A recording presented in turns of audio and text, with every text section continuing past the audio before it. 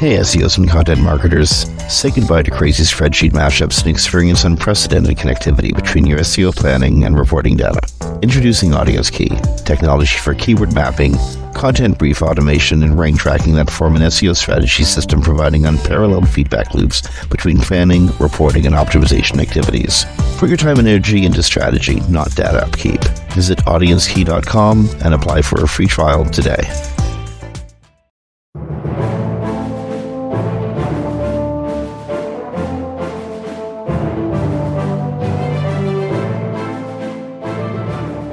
Hey everyone, welcome to Webcology on WMR.fm. It's the 11th of July, 2024. This is Jim Hedger from Digital Always Media and Kristine Schachinger from Sites Without Walls.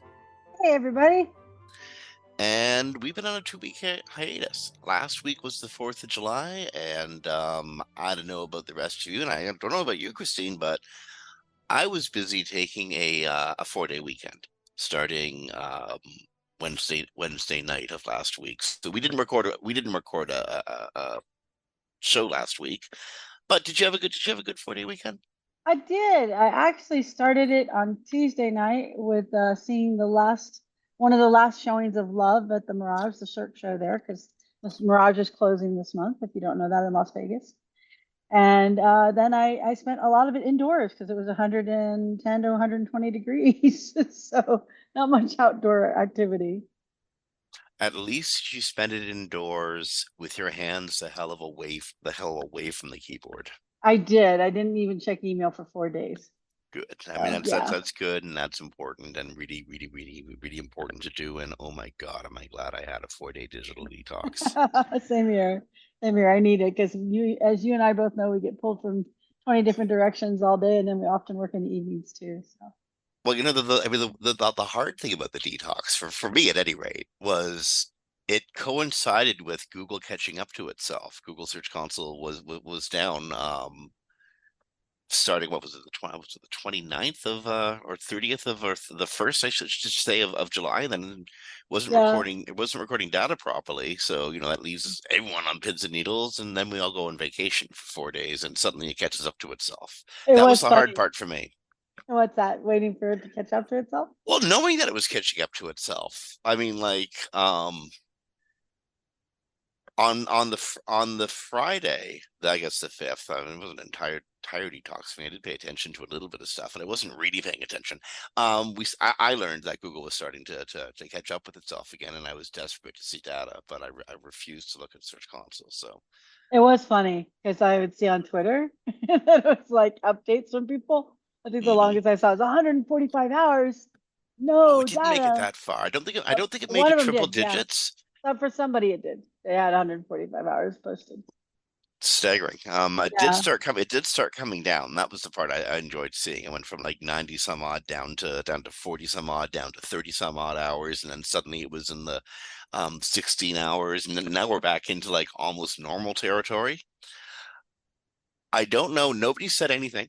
Google hasn't said a lot about the restoration of the data and what happened. They certainly haven't explained how it happened. I think some data was lost, but that could just be because I really was hoping to see better click results. There's a conspiracy theory that it had something to do with shutting down UA analytics. I would subscribe to that theory myself. Like, that's the only thing that makes sense to me. Literally at the same time as when it happened. So. Well, yeah. Yeah, possibly. Coincidence is not causation. But place to start looking, though. Yeah, where there's smoke, there's probably fire. Yeah. Okay, so Google's caught up with itself. We should probably jump into our news stories. The biggest one that probably has the biggest impact is AI bubble. But while we're on the subject of Google, this could even lead into the AI bubble. Google had a craptastic second quarter. They did well financially. Like, that's not what I'm getting at. Yeah, they're always messing with the ads to be able to do that. So, well, even if they did mess with the ads, they made billions of dollars. They made lots and lots and lots of. They made so much money that they could be a small nation state. They made so much money, but they had what had to be. I mean, some small nation states have PR months that were as bad as Google's, but not many. It was a really, really, really bad, It was. bad 3 months of it, and especially the month of May. Yes. So Google has pulled back on the number of generative AI overview results being shown in Google search. It had been showing, I think it was like 85% of search queries were seeing some form of AI overview result set in May when they made that AI everything announcement. And now it's scaled back to what, like 30%, lower than 30%? Oh, so it depends on who. So Kevin Indig did his own personal study, and then Mm, Search Engine Land also has a study. Search Engine Land says it only shows for 7% of queries, and that's overall. There could be, areas or sectors that have higher views. I do say I don't see them much anymore. Also, very strangely, just to add on to this, my search results in a good way are super clean lately. Like it's almost like I'm clicking that web button that gets rid of everything, but I don't. So they're hmm. definitely testing a cleaner palette. But yeah, the AI overviews have dropped tremendously. So according to Search Engine Land, in education queries, 26% to 13%, entertainment queries from 14% to almost zero, e-commerce from 26% to 9%. And then Kevin Indig did his own studies on like 1,600 of them. And I Hmm. don't think his was, he found it quite as low, but he said two-thirds are showing fewer AIOs. For those who don't know, that's the AI overview, and more citations in the overview. So they're showing more links in the overview. I could probably, for my perspective, this is just my perspective, the cost of running this is just astronomical, even with Google's modified ways and being able to bring the cost down. Energy consumption is really high. And then it's wrong a lot of the time. And we know that they had a disastrous rollout with the IOs with so many of them saying silly things like eat rocks and drink your urine for kidney disease. So, so I think that that combination of things probably has led to this, but we don't know that because they haven't released any information. But seems like a logical conclusion. Well, I mean, the one question that you immediately jump to is if Google is showing more citations in the limited number of AI overviews that it is showing for various search results, where are they drawing the citations from, and how accurate are they? And if they can draw the citations and display them as a little citation number, why can't they display them as a clear blue link? There's, I mean, Yeah, so many questions that get opened by this. there are. And also, I mean, Google's been shoving so much stuff into search, but just general comments I see, not from SEOs. People are just tired of having so much stuff shoved into search. So it could be they're just exploring making a palette that doesn't have as much, stuff jammed into it, but that they added extra citations in the AIOs to help protect them legally, so that they have like, oh, well, you could have looked at all these citations if you didn't do that. Oh, well. They don't say to eat So, rocks I and mean, drink urine. well, yeah, you don't have to eat the rocks. I mean, you could have done Exactly. what number 7 said to do, right? Yeah, yeah. And personally, on a personal feeling, I skip the AI overviews because we don't know if they're accurate. I don't know if it's saying what's supposed to be real or not. I skip straight to the what's below it. Usually, a lot of the times now they add a featured snippet back. And the featured snippets were actually much better, in my personal opinion, to the AI overviews because it gave me enough information that if I was looking for something real quick, it was there. And if I wanted more, I just click the link and I go to the website. So instead of trying to determine, because a lot of times in the AI overviews, I don't know if you noticed, but somebody wrote about it this week, I forget who. And it's like it gives you like multiple answers that all contradict each other.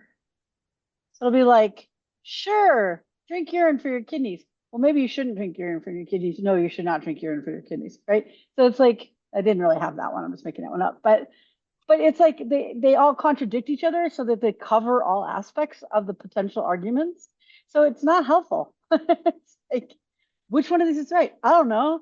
Which one of these should I look at? I don't know. And you don't have a link right there, so I can just simply go look at where it was taken from. So I just like having the feature snippet. I can go to the page. I can determine if I think the information is accurate. So I don't know what you think. I don't know if you're getting that where you're at. So Well, my not a lawyer friend over at Reddit tells me that if you are going to be drinking urine for your kidney disorder, you got to consult a bartender first. Well, of course, they at Uh, least make it palatable. well, sure. I mean that's how it is, and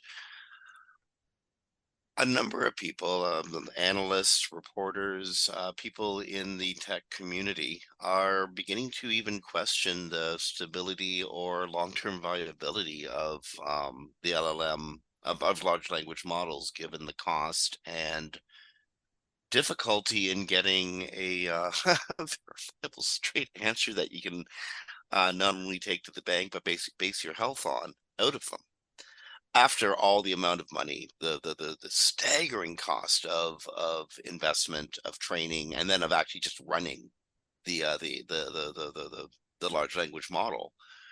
Where's the beef? Where's the profit here? There may not be. So there've been some warnings came out in the last couple of weeks. One is Goldman Sachs, a couple other of the big investment houses. If you look at, you and I did a report on it a couple weeks, maybe a couple months ago even, where it was like they spent 600, how much did they spend? Like 600 billion, 500 billion on hardware, but they got back like 5 billion. It Or was so, like, yeah. it's something insane. But these So, are investments. I mean, you got to think of them as huge long-term investments. but investments have to reduce their cost over time, right? So I invest in a big nuclear power plant to provide energy. If it's going to become profitable over time, it has to cost me less to run, right? Now, we don't necessarily need nuclear power plants to be profitable because they're usually run by the government. But in this case, AI industry, according to an article by Tom's Hardware, it's interesting. Tom's Hardware just used to be like this hardware review site, and is now like this big tech site, which is kind of cool. And it needs to earn, they need to earn 600 billion per year to pay for the hardware spend alone. So Sequoia put out this report, and analysts said it. So, and it's also the costs are going up, not down. So in Q4 2023, the AI revenue required for payback was about 200 billion, according to the Sequoia report, but now it's 600 billion. So, and then you add in the power costs and the money need to run these things, the power resources and the money to run the centers, and how NVIDIA's chips keep getting more expensive and they cost you more to run. And then you add all that together with the fact that it can't be accurate and it's getting worse. There's a report that came out this week about ChatGPT. Now this could all change with ChatGPT 5, but like even in the area of writing code, which is usually pretty good at, the accuracy is declined on complex problems down to 40%. So, and then I read some other articles this past week. These are from academics and researchers I follow, so these aren't things that read for the today. But they're talking about that the RAG model, which is when it looks at other articles and tries to pull from that, so it kind of gets accurate information. Mhm. They're not working either. So, so the RAG model is not working. Fine tuning isn't working. It works okay, but it's decreasing in its ability to even help correct things. So the problem is that everything that they thought would come out of this hasn't come out of it. All the positives, like leading to AGI, it can't lead to AGI, the inaccuracy issues, but none of them are getting better. They're getting worse. The costs are increasing. And the use cases that you can use something that's unreliable like this are smaller and smaller. So, when it first came out, Tom Altman declared, and so did his CFO, that they were going to take over every job in the world. But now it's like Microsoft was trying to develop AI that would take over all the coding jobs. But now we know the coding can't even be done to a 40% accuracy on a complex problem. So there's a lot of problems with the fact that it's just a flawed model, and there are a lot of people who hyped it in the beginning, and it's not holding up to the hype, and it's deteriorating. It's getting worse, and they're not able to so far to solve those problems. Now, if there's a big breakthrough, which it could be, and how much power it takes, or how many chips it takes, or all that stuff, it could totally change. But right now, the big investment firms are telling people there's an AI bubble in play, and there's a very good possibility it could pop. The thing that's most annoying about this, that really hurts my brain the most, is I don't think the problem is in the tool. I mean, there's obvious flaws with the tool if you want it to be something beyond an extraordinary calculator, which it is. It's an incredible calculator. It should with incredible accuracy tell you the next thing that comes in the sequence. have you ever done those IQ tests or those Mensa games where you have to identify the next object in Yes, a I was given sometimes many as a child. sometimes they're really hard for people to spot the spatial patterns and stuff. This is exactly what AI was made for, because it should tell you 999,999,999 times out of whatever integer comes after that, the exact right answer, because that's what it was made for. But if it starts using language is different than language has a gajillion different patterns of its own, and there's nuance to language that goes beyond statistical probability, and eventually, no matter how accurate it is, it's going to get something wrong. 999 times out of 1,000 it's right.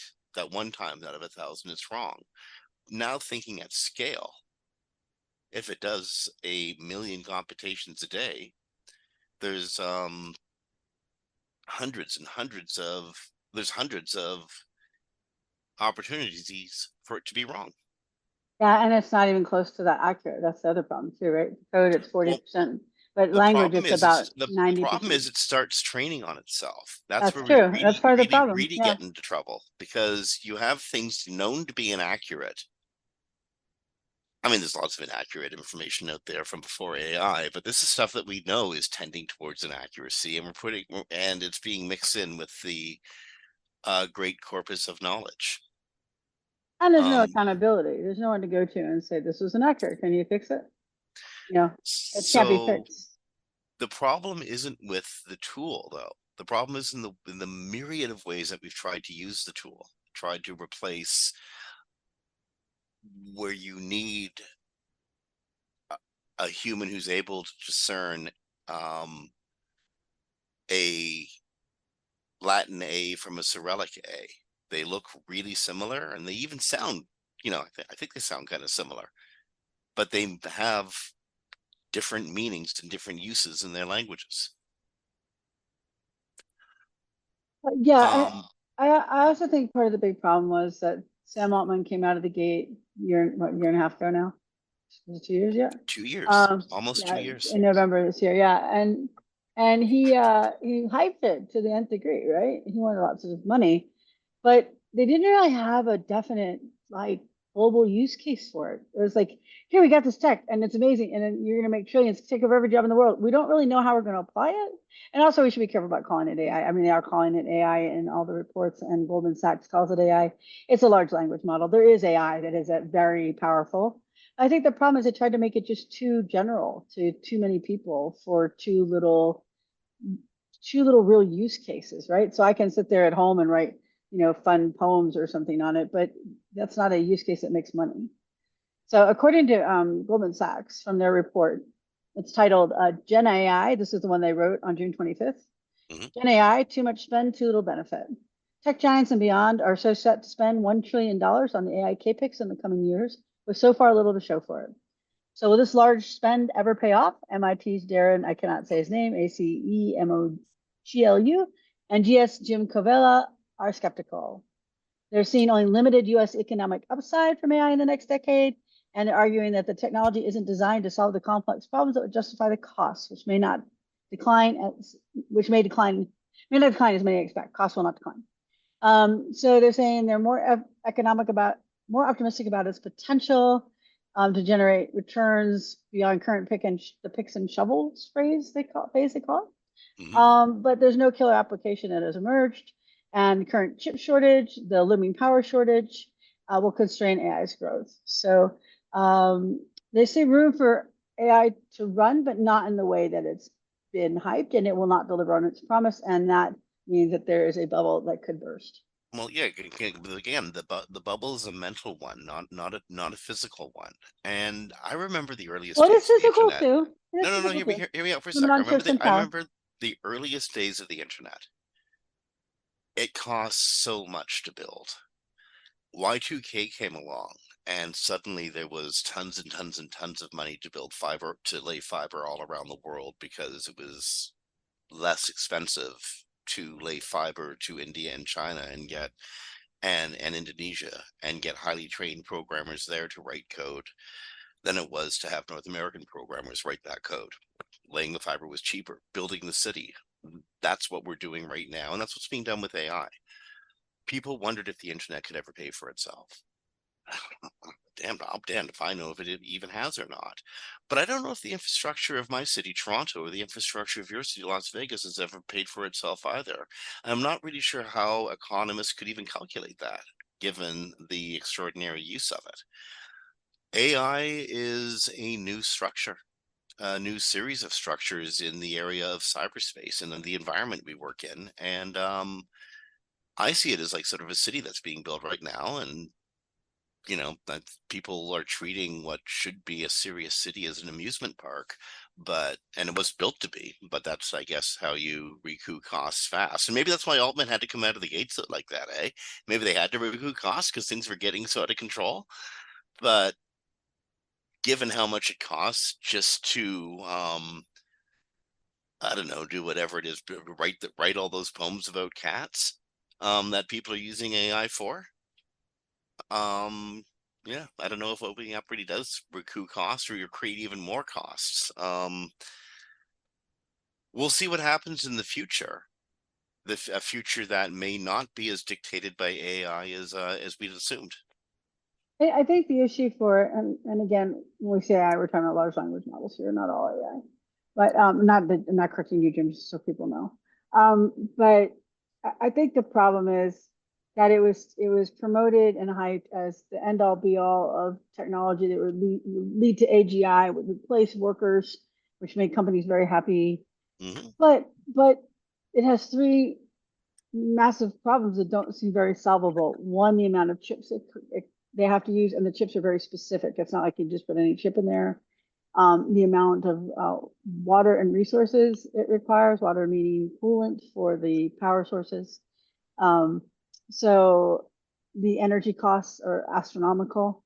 And then, of course, the problem of being inaccurate and wrong all the time. There aren't many applications where something can be inaccurate and wrong all the time, and you make billions of dollars off of it. Major League Baseball. Big beat up. Okay. Maybe that. Maybe we'll put them in as refs. The AI ref. But there really aren't massive applications. The other thing, often when I see someone come out with an application for AI, you can tell because you and I are on the other end. We work with consumers and markets all the time. They haven't done any market research on the product. It's like no one was asking for that. It doesn't solve any issues. I've met quite a few investors over the years here in Vegas. The first thing they look for is what does it solve? And second thing I look for is, has anyone ever thought of it before? Because if they haven't, it's probably not a good product. Because if no one's ever thought of this before, even if it's using a different source than the LLM, in a world of 8 billion people, then it's probably not good, right? So that doesn't mean it's not good, but they don't tend to invest in those things. So anyways, they were convinced to invest in all this, but the costs keep going up, the power needs to go up, the chips are going up, the chips are more expensive. So it has a lot of things that make it not a worthwhile investment for big investors. And just like what happened in the early days of the internet, we had the bubble burst with the .com burst because they were investing in all these basically companies that weren't really companies. And then everything came crashing down. They're warning people that it could crash down. There's even articles right this week about taking stocks out of certain AI plays. So we'll see what happens. But I mean, those are things that you kind of could all see from the beginning, you and I could, but I think people that were hyped in it and live in that world of hype weren't looking at, and now it's a reality bubble. So we'll see if that leads to a bubble burst. Yeah, and then, in many ways, the .com crash was just the market figuring out what the internet was and what it wasn't. This is sort of the same thing now. The market's just sort of figuring out what this is and what it isn't. And if you've overly invested in what it isn't, well, that's maybe it'll be there one day. Probably not. The market's again, no matter how you look at the economy, one thing that never, ever, ever fails is the users dictate what a product trajectory and how things are developed. And there's, and if this product isn't accurate all the time, can't be guaranteed to be accurate all the time, it can't lay off employees from whom whom you're paying to be accurate. Exactly. Um, it's a snake eating its own tail situation. You know what I find really funny though? What's You know that? what AI is amazing at doing? It's amazing at, again, calculating things, adding up numbers, seeing what's about one and Oh, one it's will not will so will good at equal eating. two It's in not the so good AI at world numbers. all the time. That's just how it Yeah. works. One and one will always equal two because that's how it's been written a gajillion times over. I Yeah. think AI could replace middle managers far, far faster than it can replace most employees. I think AI could replace a CEO infinitely faster than it could replace the legions of people below the CEO who are working to make that operation happen. Well, I don't know that could Because replace the its skill CEO, sets but are more designed that way. it definitely can't replace workers. We're finding out. Just so if you replace your workers with it, you might have a sad comeuppance. Indeed. And sometimes things just don't need to change. And Microsoft, I hope, will learn this from the outrage that I really hope comes its way, and maybe it will, and maybe it will, because people don't really even, I don't even know if people even use this product as much as I know. Notepad has had spell checker added to it Yeah, why? because they could, because they could, Um, not because they should, but because they could. At least yeah, they I didn't put post. AI in there, huh? We don't know, right? Maybe they did. Or I posted a story this morning on my own my personal Facebook, and one of our friends came in and was like, why?" And I was like, "Yeah, because people use Notepad not to have anything else there but the text, especially coders. So if you're coding, apparently though you can turn it off, so that's good. You can turn it off for certain file types, so that's good. But still, it's like why? But I guess they're getting rid of what? WordPad. Yes, this year they're getting rid of it. Hmm. So Notepad replaces WordPad, even though Notepad had its own specific and sacred application. Yes, like we talked about this before, but I used to use it all the time when I was doing HTML code to make sure that nothing was getting carried over. Like someone sent me a Word doc, Yeah, and in the background, things you there's couldn't extreme. see would get carried over into my HTML and home site, which is basically like Notepad. I was like, how does that happen? Because I'd published a document. I'm like, where are all these spaces or weird letters coming from? And it would be because in the background it had carried it over. I couldn't see it, but it was being seen by the computers. So Yeah, I put it in Notepad. Yeah, go for ahead. I'm sorry. Microsoft Word to format things properly in the WYSIWYG environment, the what you can see, what you get sort of environment, it had to add extraneous code, especially around weird ASCII symbols. And whenever you'd cut and paste, say you cut and paste and threw that into like your WordPress editor, you'd almost always carry that extraneous code with you. And that's why sometimes, even today on some websites, you see that little string of weirdness in between letters. That's because somebody copied and pasted. That's often because somebody copied and pasted from Word directly into WordPress. Yeah. The right step is to throw it into Notepad where there is no weirdness. Um, Nothing at all. It's just a um stripped down device that takes all extraneous code out and just gives you the letters, Yeah. and then you can put them. Still, here's the problem: programmers use Notepad, and in program language is well based on English most of the time, is not English, even resembling English. It's small command lines are often like redacted words as command lines, PWR instead of POWER. Um,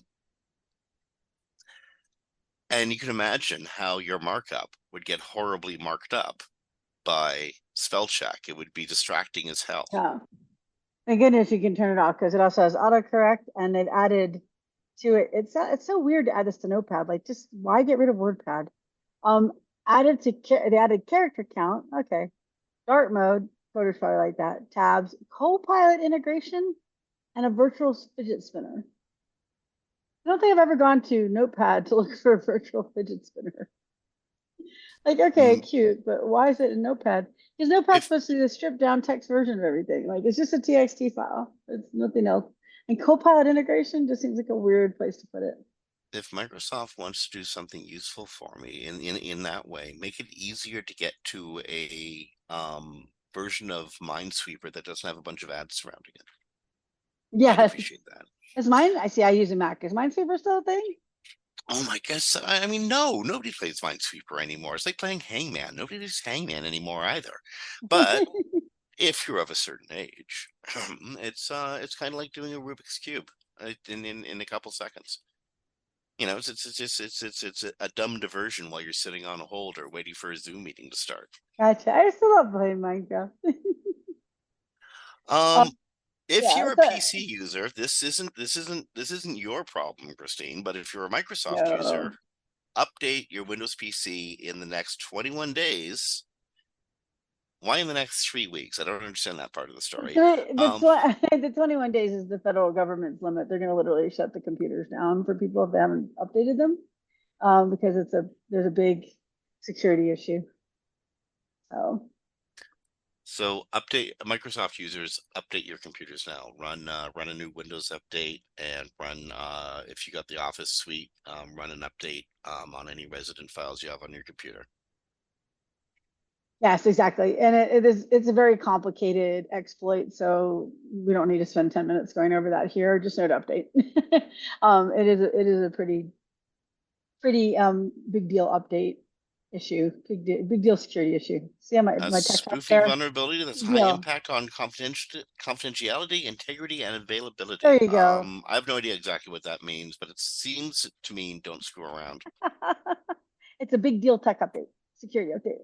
That's my tech talk for the day. Big deal. So Okay. yeah, yeah. So it opens a URL in Internet gosh, I can't speak today. Internet In Explorer. The heat got to me, even though I'm sitting in the AC. What if you don't have Uh, Explorer though? What if your computer is Sans Explorer? What if you is have there like any Edge? Windows computer sign? Well, Yeah, they don't make Explorer anymore. Explorer was depreciated years I ago. don't know because it's affecting Windows 10 and 11. So, but apparently it opens up a different browser than Chrome or Edge. So I don't know. Interesting. Yeah. Huh. So yeah. So anyway, so it is a spoofing vulnerability and it has a lot of privacy implications. So you just want to update. I was gonna go with my don't screw around. Because a great segue for don't screw around if you buy a big platform. Okay, so I know where back you're up going. load, That's huh? Back that up load. that. So Elon Musk is a shower, not a grower. That's Christine's smart ass comment besides the story. And Okay. we don't read the grid, people. I'm sorry, that's really we put smart ass remarks beside our stories. That's really funny. So Elon Musk is a shower, not a grower. So the X is stuck. X is in neutral. X in the last year grew its user base by 4 million people, which might sound like 4 million is a lot of people because it's 4 million more than they had before. But this is a company that was growing by it was growing double-digit growth, tens of millions of new users year after year after year before it was taken over by Musk in October 22. In the last year, Q2 2023 to the end of Q2 2024, they've added just over 4 million users, which I don't know. I mean, I don't know if they're counting about depreciation of users who've left and how many of those users are actually real. I don't know. Have they uh, added any users for I real? was just gonna say, I've never seen so many fake accounts and bots run. Like, I'm used to getting swarmed on Twitter, anything related to politics, and it's normally like like 60% fake accounts and bots, and like 40% real people. In the last 3 weeks, it has literally been 99% fake accounts and bots, and then like 1% like real people. Like I blocked 200 accounts the other day easily, and 5 were real people out of all those accounts. So yeah, it could literally be a ton of bots because I'm seeing a whole bunch of 2009 accounts resurface. So 2009, 2010, 2012. I have 0 followers from 2009. I'm a real account. You Okay. know why I really don't like covering the AI stories and covering stories about Twixter so much? Because it leaves me feeling cynical afterwards. And I might be a cynical person by nature. Heaven knows I'm certainly attracted to the toil of politics. But I don't like feeling cynical. I like feeling hopeful and optimistic. And many of the times, these stories don't make me feel hopeful and optimistic. They make me feel the exact opposite. I dislike covering stories about acts, even though they have to be covered. They have to be talked about. So does this. I don't like this story. And this one's even weirder because it's hard to take seriously. It sounds like something a child would say. Like we're 7-year-olds yelling at each other over a sandbox or something, which essentially I guess we are, except we're doing this with adults. Apparently, um I mean, I then Zuckerberg must be feeling like no good deed goes unpunished here. But apparently, Donald Trump is threatening to throw Meta CEO, Facebook founder Mark Zuckerberg in jail if he becomes president because of something or another. He doesn't like Zuckerberg because he kicked him off the platform years ago. But he says the direct quote from the tweet was, all I can say, if I'm elected president, we will pursue election fraudsters at levels never seen before, and they will be sent to prison for long periods of time. So we already know who you are. Don't do it, Zuckerberg. Be careful. Well, Zuckerbucks. He's not Zuckerbucks, sorry, Zuckerberg. right. He's Zuckerbucks, you're right. Zuckerbucks. Yeah, Right. right, you're right. I read that wrong. Zuckerbucks, yeah. So he gave Zuckerberg gave money to he gave nonpartisan grants to election boards in 2020, which are just so that places could run elections properly. Has nothing to do with it doesn't have anything to do with the election results. It's not. It doesn't put the finger on the scale. There's no way to put the thumb on the scale or something like that. But this is why Trump dislikes him, because he donated to help run an election, and that may have given that the election didn't go in Trump's favor. Anything that helped run the election didn't work for Trump, Yes. so bad. Yes, basically. He gave grants too. These are nonpartisan grants. So Republicans and Democrats got them.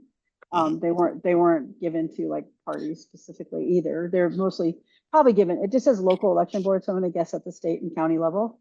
So it's probably like my county's Clark, and Clark County would put in for a grant to get money to help to run the elections. So it's nothing about putting your finger on the scale of an election result. Okay, Um, so why do we have to cover this story? Because Jim said so. no, No, I'm kidding. no, I'm this is something teasing. that affects the environment we work in. It's our world. If It's hard to take seriously that somebody running for president of the United States is talking about throwing the owner of a social media platform in jail, Yeah. and doing this at a campaign event. If Joe Biden did this, we would cover it. If Robert Kennedy did this, we would cover it. It's extraordinary that we have to cover it at all, and disheartening that we have to cover it at all. Well, and I think we have to cover it because the political environment has changed. So I know we don't talk politics here. That's what I'm getting into. But if anyone had said this, let's just call him Joe. I'm not Joe Okay. because it's one of the people running for president. But let's just call him. If the current president had said this, we would cover it. Well, no, that's not. That anyone said this, it's insane. We'll just call him Milo. That's my cat who's sitting in front of me. We'll say Milo is running for president and he becomes president. In the past, there's no way a president could do what is being said here. It's just not possible. Like legally, there's just no way you could just throw people in jail. But the Supreme Court decision that came down giving the president immunity for official acts means you have to take these pronouncements you have to seriously. take these seriously, yes, because as long as they're in the so if I was running for president, or if I became president and I called somebody, let's say the governor of the state of California, and said that you will send all your almonds to me for now on, never to go anywhere else, like that would be stupid, right? Because nobody could do that. But under the new law, I'm trying to keep this out of politics as much as I can. That might be a really bad example. No, but I think people, I assume people are aware of that, yeah. the So because I immunity and made the such. call to the governor as the president, that's an official act. So anything I do after that Yeah. You can't bring in the fact that I made the call and you can't as evidence, and you can't bring in my intent as evidence. So all you could do is say California is now sending all the almonds of the state to the president, and that would violate a whole bunch of laws, but you can't prove it. So they can get away as long as under disguised under an official act like the call to the governor, then it can be done. So we What do I have to take found, these things seriously. what I find astounding and almost quaint was how 10 years ago, just 10 short years ago, Dave Davies and I were vigorously arguing about net neutrality. We even went on a Yes, search engine strategies tour. Was it I had SES? a picture of you two doing it at that conference. Yes. I'm pretty sure it was the last of the Yeah. SES years of the SES conferences. We even went on, the circuit with that debate. Um, Not that anybody showed up for it, but I it was did. so I took important. the picture. Indeed, it was so important at that time, eh? And it was actually in a packed room. It was a fun debate. Um, and now we're talking about the owner of one of the largest social media platform in the world being threatened with jail by a presidential candidate. Yes. Time And flies when you're having fun. right. And then legally it could occur. So people can't And it's blow this off like they used to be able to. the only reason I'm taking something like it seriously. Yeah. Otherwise, it's like what a 5-year-old would say. Yeah. Otherwise we Okay, wouldn't cover it. So you know what I do like talking about that makes me feel, believe it or not, less cynical? what's that? Believe it or not, Believe it or not. Google stuff. Did you know? And yeah, I know you know because you're the one who turned me on to this. But I already saw it. I watched it last night, or yesterday afternoon, while trying to come down off of work. Google appreciates the SEO feedback from the last core update. John Mueller said it was really helpful. Apparently, they've talked about it. Search quality and ranking teams. It's been really helpful in the evaluations and discussions. And that's all we know because that's all That's it's on. all we know. I was all excited about the video when I saw the title. And I'm like, okay, that's good. I'm glad to know you appreciate it. I would like some little answers, but it does sound like they're ramping up for a core update pretty soon, though. Is my guess. Maybe they are, maybe they are, but I'm going to temper my guess with nothing's going to happen until after September. And I'm going to say that because I don't think anything has a hall pass at Google right now. Nothing moves without severe scheduling and the okay from several higher ups. Nothing new is going to come out of Google right now. I think Google's going to go about Google made the new Coke mistake, Yes. and now it's going back to old Coke in big time. Yes, I That's my agree. feeling. I agree. And I do think they finally found a solution to the helpful content issue because they originally came out and said, oh, well, you just might not deserve to be in search. And then it went to, well, you might need 2 or 3 updates. And now it was, no, maybe the next update. Now they're saying there should be recoveries in the next update. So hopefully. I thought helpful had gone ever fresh. It was just part of everything now. No, helpful content's part of the core update. Okay. But the old Okay. helpful contents that like got annihilated and no recovery when they switched it from site wide to page level, Mm-hmm. that those I have hope for people on the next update that they may have resolved that issue. I don't think it was a site issue. I think it was a Google issue. After looking at many of the sites. I suspect it was as well. But then we get, and I don't know how to feel about this answer exactly, and maybe it's because the way I look at, maybe I'm looking at it all wrong. Probably true. So responding to questions about why serious experts in a field are being outranked by serious Redditors, John Mueller suggested that maybe there's something more to information than just its credibility. And this is the part where my brain started screaming at me in some bleeding voice, which I didn't understand, but it was definitely there. But how there could be many more dimensions to information than just its credibility. But if it isn't credible, what's the point? I don't understand. Yeah, I mean, I get if you were talking like, I love this artist Ren, right? And let's say I was like on Reddit going, hey, what do you think about his new album? And that's opinion. So it doesn't matter if they surface something that's all wrong opinion, so no such thing. But yeah, when it comes to like, things like, because those AI overviews that were wrong, they got that stuff from Reddit, right? To eat rocks and drink urine. Those came Use from glue for Reddit. pizza. Yeah, Yeah, yeah. yeah, those came from Reddit. So yeah, but people also forget that the Reddit surfacing is part of the hidden gems algorithm, which was meant to surface user generated content. And they've never said but why they really did this, but I have a belief that when the AI stuff started coming out, they thought this would be a way to counteract it with like real comments from real people. It's just, but the problem is, it's But just kind of annoying. okay, so in the example, and this example that was cited in Search Engine Journal, they even included, I think this John even included a helpful video, a recap from a British cooking show, which didn't make the answer any clearer whatsoever to me. No, the answer is very unclear. It's like it's a long article from, or not long, but longer, from Roger Monti, at Search Engine Journal, and they didn't really make it very clear. And that's why I think, because it's the hidden gems algorithm, so it automatically puts it up there. Like when people are in Vegas and like, how can I rank locally with all these big hotels and casinos? You can. There's always a few slots for local. It's the same thing with user generated Okay, content, mostly Reddit. There's a few slots and that little answer but box okay, with multiple questions from Reddit. your example's perfect. Vegas, local information. This is exactly what Hidden Gems was made for. So you know more about where to find inexpensive parking in Vegas, and you care more about that than anybody I know has ever cared about anything. Right. You So really care expensive. about where to get the free parking in Vegas.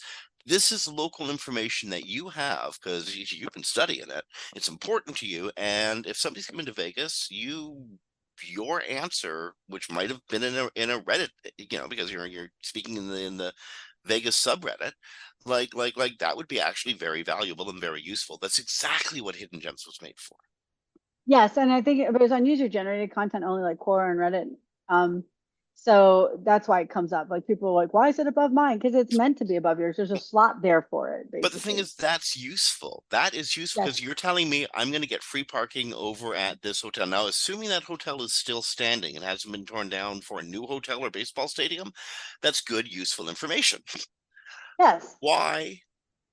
And this isn't meant for you, Christine. I apologize because I'm asking you, but why Google? Because I know y'all are listening. We're number 3 after all. I know y'all are listening.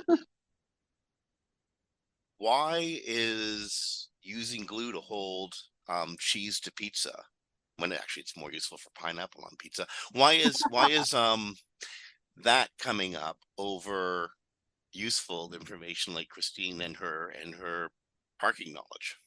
This is the question to Google, and I don't think that I've seen it. I think that I don't even think they're trying to dance around the issue.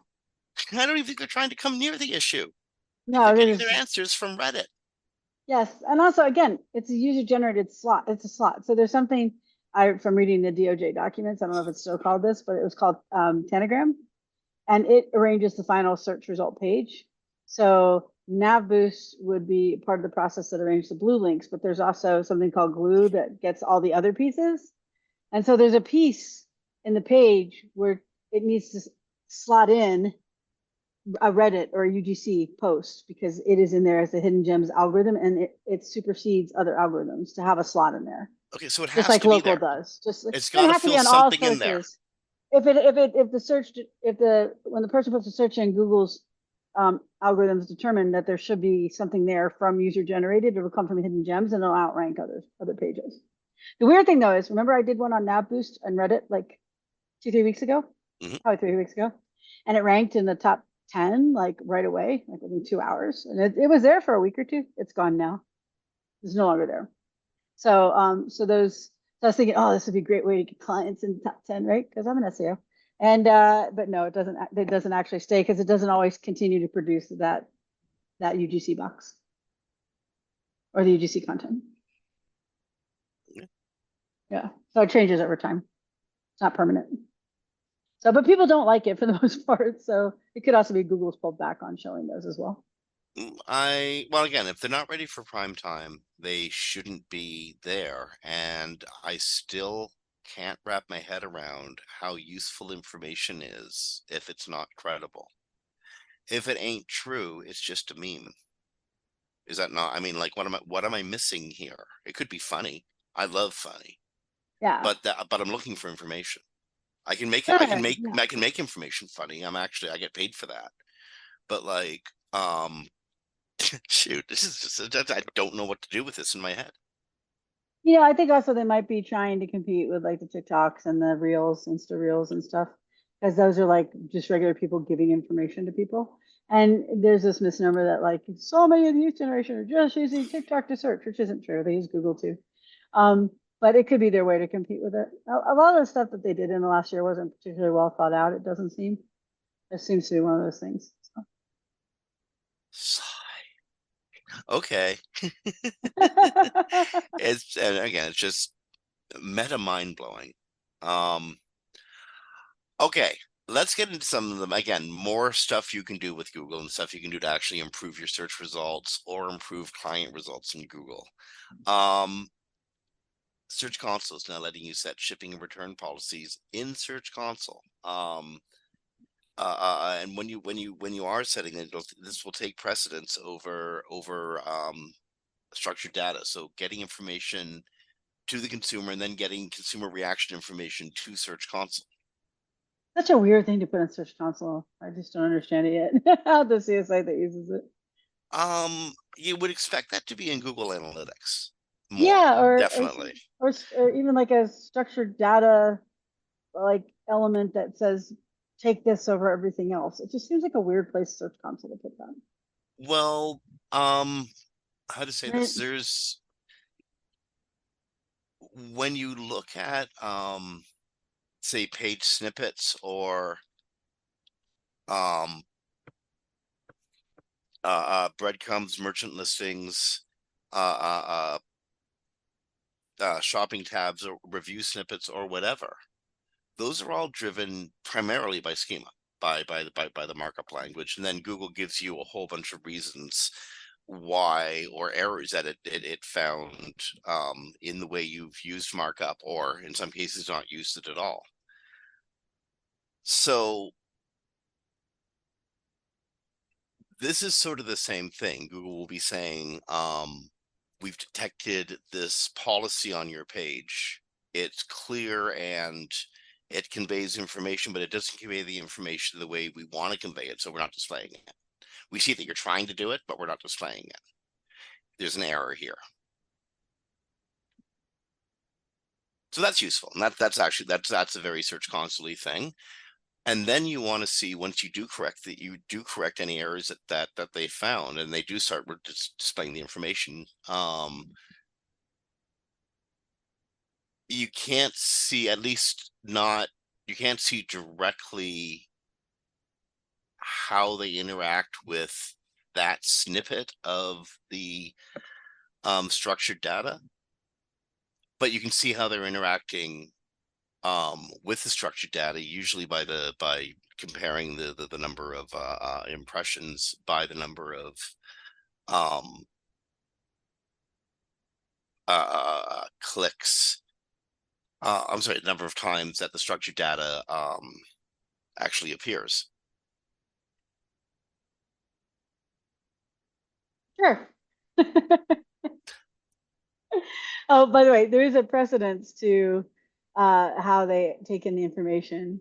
So first, it's product level feeds submitted to Merchant Center, return settings in the Content API for shopping, then settings in Merchant Center or Search Console, then organizational level markup, and then product level merchant listing markup. That's a lot of that's a lot of things. I think Google should probably come up with one field and then just tell people to put it there. But right now there's five. Product level being the top one, product level feeds in Merchant Center as the top one. Okay. I'm actually choosing the next story we should jump to because I'm really being conscious of the time, and we have a huge list of stories to try to get We through. do. We still have like we took a long time talking about the AI bubble, so we still have about 6 or 7 minutes. Okay, where should we go next?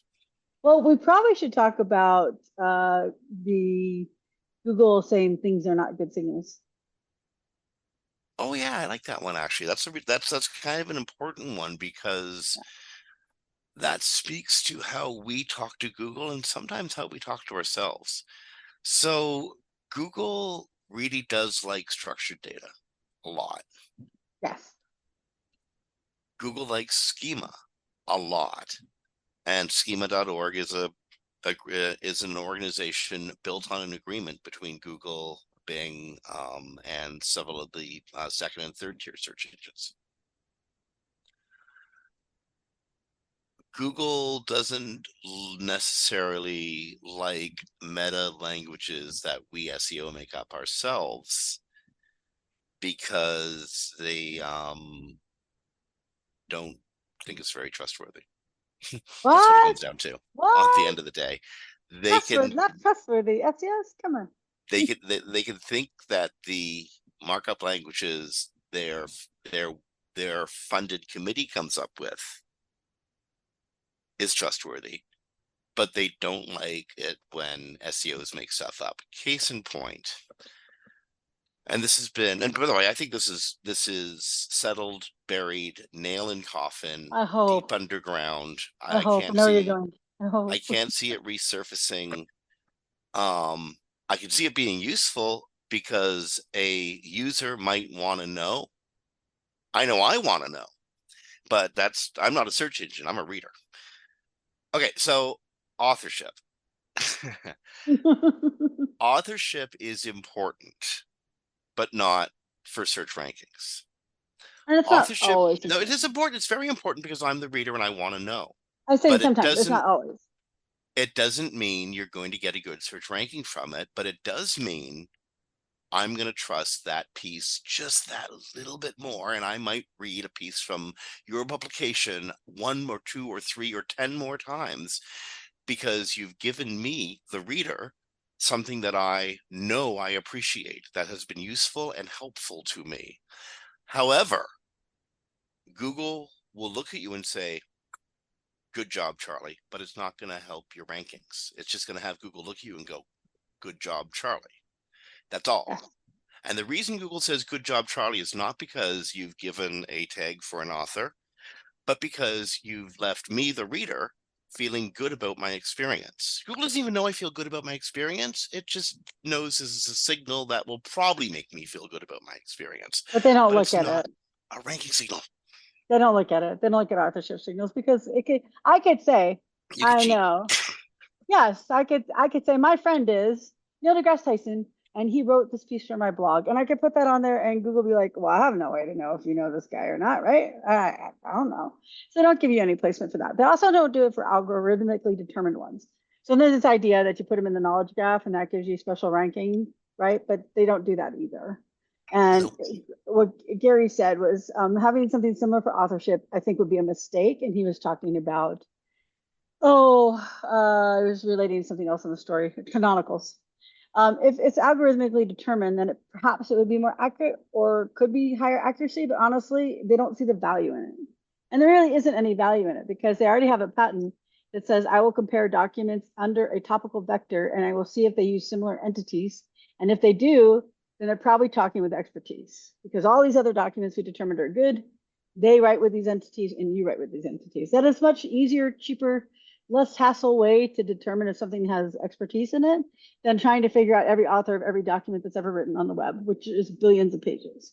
So, and also the only thing, Jim, I was saying is sometimes is if I was just writing like, where to go to get free parking, no one cares who wrote Oh, that. indeed, yes. Well, hold it. I care if you are the Vegas tour guide. I know that Right. you are.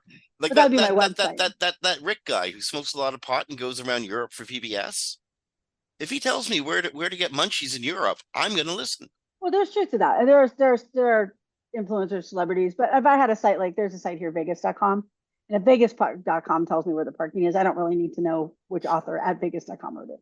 So I'm just saying, so people don't spend $1,000 on special authors and a page because Oh, a doctor or indeed, something. yeah. Well, Yeah, yeah, but yeah, and this happened because SEOs so very desperately want to find the edge. Of yes. course we do, because that's what our clients pay us for. And so authorship is mentioned in the search rater's guide, the quality rater's guide, sorry, quality rater's guide. And it's mentioned as something you might want to look at because it makes users happy. That's how it's mentioned. I've read it. I mean, Yeah. I'm paraphrasing here, but generally it's a signal that means that user will probably, surf away from that page with a generally positive experience. But it doesn't mean you're going to get a good ranking. And it's only because I want to know, because I'm curious as heck. Yeah, it's the quality rater's guide is just to assess how algorithms treat things, and so it's a common language they can use. So, but yeah, so basically, authors aren't going to help you at all, and they've been saying this since 2018. Danny had when it first became a deal. The original authorship tag was when Google was doing this identity project. We won't get into that right now; it's too much time. But basically, I could say I write for Search Engine Journal at the time I did, and they would say they do write for me, and then they knew I was an author for that article for that publication, and they could verify it. But that all went away when Google Plus died. That was part of the Google Plus functions. There's got to be a half dozen other ways Google can do that. There's got to be. Seriously, there's got to be a bunch of other ways Google can figure out who you are and what your corpus of work has been.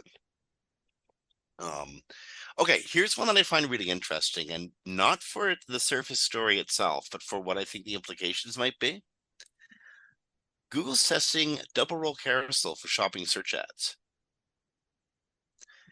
Because that doesn't sound like a lot, right? Doesn't sound like much, but think of where carousels are going to be applied in the near future, or probably going to be applied in the near future.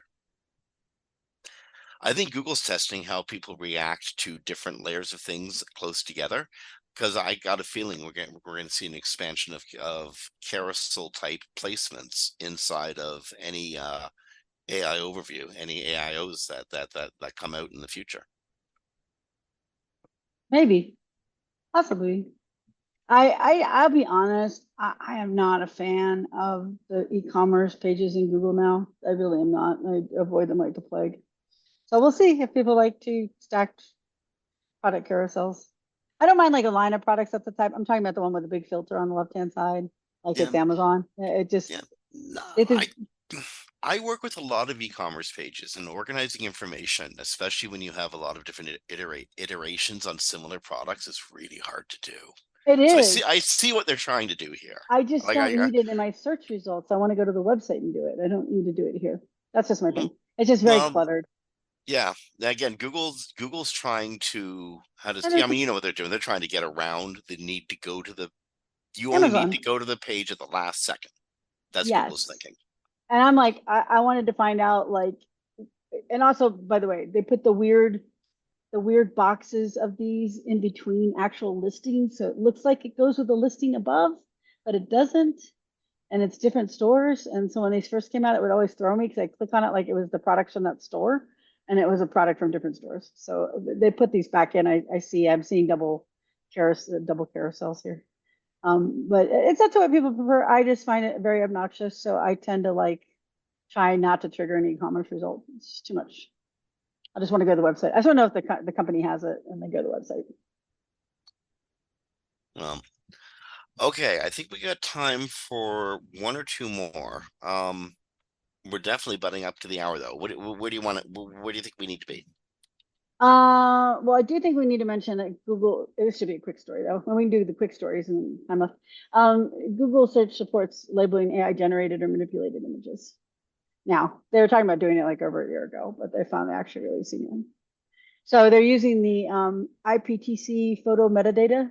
It's the International Press Telecommunications Council, IPTC standards. They were originally only available to news organizations, but now it's going to be in your metadata. So if I go into Adobe and I create a photo or I create an image using their AI, it will put it into the data that goes with that file when I upload it. So say I put it on Google, Google can read that and then label it as an AI. Okay, well, what if you go to Perplexity or use any other AI and create images? Is there an advantage to labeling it as AI, or is there a disadvantage to not labeling it? Well, the thing is, it will show it it's supposed to show it in Google search. Like it's supposed to show you it's AI.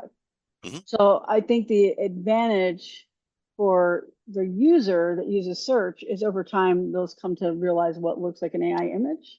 Well, indeed, but why should the advertiser, the person who's putting the image They're out in not the first labeling place, it. why should they? They're not labeling it. The product is. The software is. So AI labels in Photoshop are automatically added to this file, to this IPTC file that you can't see. I Hmm. mean, you can try to find it, but it's not like something you can easily just go edit. So the IPTC file, it gives other information about the photo as well. It's a metadata. So like it even tells, like people have seen this before. You upload a photo and the software can read like what focal length you used, what camera lens you used, that kind of what shutter speed, right? Hmm. It's like that kind of data. But now it's just going to say this is a AI generated. generated image, and then it's used on two types of image manipulation. One's called inpainting, which is just enhancing the image for the purpose of like restoring or reconstructing it, fill in like missing parts. Like when you go into Adobe and it extends the background. And then outpainting is the other type, and that's of adding to the image. So actually, I'm sorry, this is the one where it's extending the border, extending the background.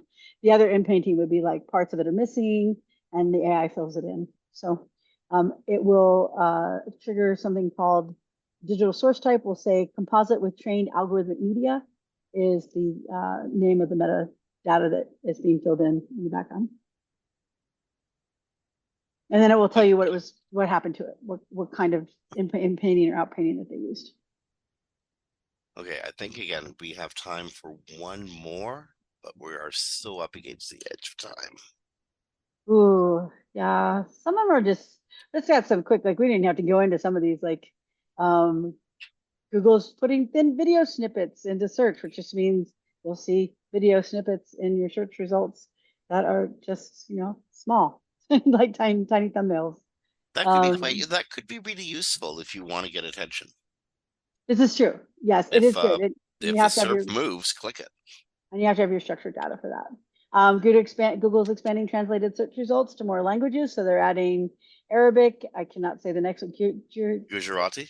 Gujarati, thank you. Korean, Persian, Thai, Turkish, Urdu, Vietnamese, and Urdu. 20 more. Yep. Yep, 20 more others. Google Ads enabled broad map search by default, which is just a pain in the neck for everyone who does PPC. But now they're automatically broad matching your. This is where they make all their money, by the way. Yeah, I was about to say it's the pain in the neck. Yes, Yeah. from reaching around to your wallet. That's where you get the pain in the neck. Yeah, every time they're like, hey, we're adding this, and really they're taking away the ability to control the ad itself. So it's really bad for PPC people. And Google tests shifting Google logo to the right in search results. I don't know why. I'm guessing because they want to put something where the logo currently sits. What they want to put there is the question. I don't know. Yes, maybe AI the trigger. overview Yeah, I was results. just thinking that maybe it'll be AI It's overview. going to be AI overview. We There'll don't know for be sure, but it's going to be AI overview there'll be a for little real. link. Oh, and Not like one we know. another one real quick story is if you want to save a little money, Bing Search is now showing coupons in your Explore menu, meaning when you go to the search result, there's something called the Explore menu, and it will list coupons for that site. So that's kind of a cool function. Not good for sites that run coupons, but good for users. So, I think and I actually think that's great for sites that run coupons because it gets the value passed to the consumer. The consumer is going to use that coupon at that store, spend more money because that's what coupons are really all about. Everybody wins. I'm sorry, I meant coupon sites. But you're right. Oh yeah, well the Yeah, coupon yeah, sites. yeah, Well, yeah, sure, yeah, yeah. that'll be a And then little bit more difficult for them, but um, they had to. I mean, I'm sorry, sites like that kind of had to know 2 years ago, November, that their days were numbered. You know, personally, AI agents will be sorting all that awfully soon. hopefully not for some of my clients. You know what they um, can know what they can do? They can make their sites really, really, really AI friendly. It's all about sorting and making information available. That's what it has to come down to for them. They have to make their site more useful than the actual site itself. Hard, eh? sure. Sure. No, honestly, Another, that's what whole fields of SEO are going to have to be about in the future. well, if the LLMs make it through, remember the bubble could burst and that could all go away. Oh, So, indeed, indeed. yeah. But this is going to be there's going to be some form of AI used at one level or another. If it isn't being used at the macro level, it'll likely be used at the micro level. We'll see what grows. And then there's one final piece that's good for user information. I think that covers all the stories, by the way. Hmm? One final one, Google business profiles will include consumer alerts on them, which will notify those viewing your local listing on Google about possible violations or suspension of spam. So they can show like a banner that can result in review posting restrictions or reviews being removed, basically review spam. So if your site's getting hit by review spam, someone called you out on social media to their million influencers and you're suddenly getting all these ugly reviews and Google thinks that they're spam, not really valid, they may put this notice on your business profile during the time that that happens. It does pretty Rather good. than just removing the offensive piece of spam. Yeah, and they'll say it. There are three items that you can see in the banner. You may see one that just that there are suspicious reviews and they've been removed, that there's posting restrictions, or that they've removed reviews for the business for a period of time or maybe permanently. A couple of years ago, I had a client. They were a business center. They rented office space and virtual office services and such. And they had this one client who would drop a nasty Google review towards the end of a month or a billing period. And they used it as a negotiating tactic. Oh I swear wow. to goodness. And worse, they had this business center over a barrel because one bad there's so many business centers are ubiquitous. They're everywhere, right? Especially post COVID.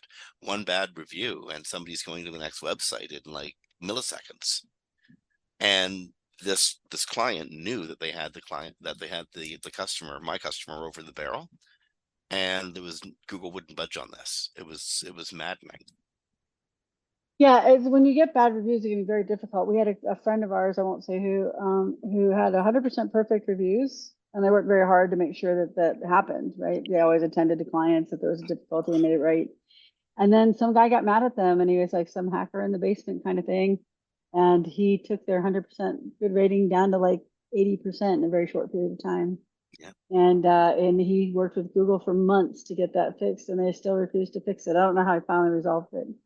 But Well, and the guy just kept dumping, using fake accounts and stuff like that, just dumping more and more negative reviews. so didn't take some action. Cool. So, see Yes. if they can spot a pattern and they'll say so. Cool.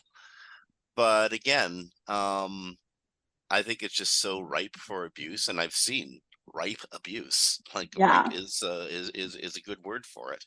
Smelt ripe. Um, and it was flagrant, and it was, you know what, and it worked. It worked because what's the business owner going to do? It's cheaper to give up the $40 than it is to lose several thousand. Yeah, very true. So it is good to at least put in a notification when people see the reviews and they'll know that they're bad reviews, even if they don't take care of necessarily removing Okay. them all. Well, so business owners, there's hope for you yet. Google overlords, yo, come on. I mean, that's cool and stuff, but come on. You Come made the on. monster. You made the monster. Make a better Oh, niche. and we have to end on one note. We totally forgot to open with it. Mm. Audience key. I was gonna do that. I was gonna say so on the way out, but yes, Okay. love to Yes. audience key. We need to get Tom on. Yes, we do. Audience Key is a great tool that takes the place of like 4 or 5 other tools that you use for mapping your keywords to content, monitoring them, watching them, knowing when things change. And then also, if you have a Shopify site or a site that can use Edge technology, like Shopify doesn't have categories for products, you can actually put those categories into your URLs and create those URLs on the edge using Shopify. And it's a very inexpensive product for everything that it does. So So check it out. Make Tom happy. He's audience awesome. key, yeah, again, audiencekey.com. Check it out. Use the free trial. You will be going back to the product later. Yes, definitely. Okay, Kristine, that's it. We have gone full clock and then some. So, special thanks to our sponsors, Audience Key, and also to Ricky and to Brasco, to Darren and Brandy, and to everyone who's listening. We were named number third. I don't know if it's third best or third most important or third most significant or third most listened to or On the third list. something, but Oh, we we're know. number 3 by search engine journal, and we are amazingly grateful for that. We're number 3. Awesome. And that's actually because of the people listening. So thank you all. On behalf of Kristine Schachinger from Sites Without Walls, this is Jim Hedger from Digital Always Media. You've been listening to Webcology. recorded live to podcast at WMR on the 11th of July, 2024. Be well, rank well, be kind to each other, and we'll talk to you next week. Bye, everybody. Stay cool. Literally.